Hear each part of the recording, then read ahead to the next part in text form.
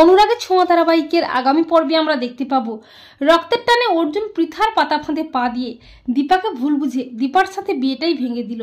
হ্যাঁ বন্ধুরা, আমরা এমনটাই দেখতে পাবো অনুরাগের ছোঁয়া ধারাবাহিকের আগামী পর্বগুলোতে। দীপা অর্জুনের বিয়ের জন্য দিনক্ষণ ঠিক হয়ে যায়, কিন্তু পৃথা দীপা অর্জুনের বিয়েটা আটকাতে মিথ্যে হার্ট অ্যাটাকের ওষুধ খেয়ে ফেলে। পৃথাকে হসপিটালে ভর্তি করা হয়, আর অর্জুন খবরটা পেয়ে রক্তের টানে ছুটে আসে হসপিটালে। দীপাও আসে অর্জুনের সাথে। ডক্টর জানায় ওনার কন্ডিশন খুবই ক্রিটিক্যাল। আর অর্জুন পৃথার মিথ্যে হার্ট অ্যাটাকের নাটকে গলে গিয়ে বলে যে উনি যতদিন না পর্যন্ত পুরোপুরি সুস্থ হয়ে উঠছেন আমি বিয়েটা করব না।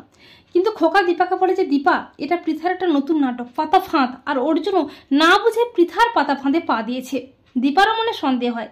দীপা বুঝতে পারে এটা পৃথার একটা নতুন চক্রান্ত। এরপর অর্জুন পৃথার কেবিন থেকে বেরিয়ে এলে দীপা অর্জুনকে বোঝানোর চেষ্টা করে যে এটা পৃথা ম্যামের একটা নতুন নাটক।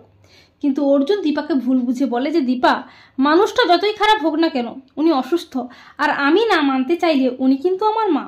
আর তুই দেখছিস উনি অসুস্থ, তবুও তুই কি করে বলছিস যে উনি নাটক করছেন?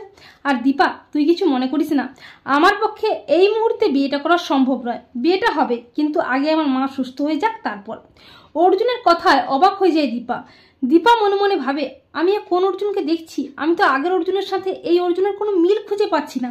তো বন্ধুরা, তোমাদের কি মনে হয়, অর্জুন কি রক্তের টানে পৃথার পাতা ফাঁদে পা দিয়ে দীপার সাথে বিয়েটাই ভেঙে দেবে?